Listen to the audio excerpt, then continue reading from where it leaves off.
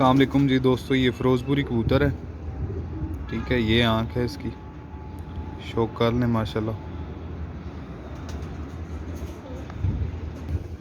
ये पल्ला है माशाल्लाह, ये देखने फुल खुला हुआ है, फुल ब्रीडर पल्ला है माशाल्लाह।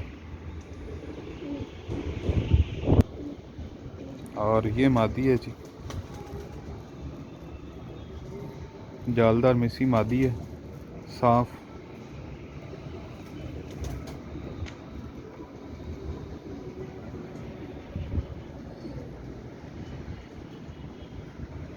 ये आँख है मादी की।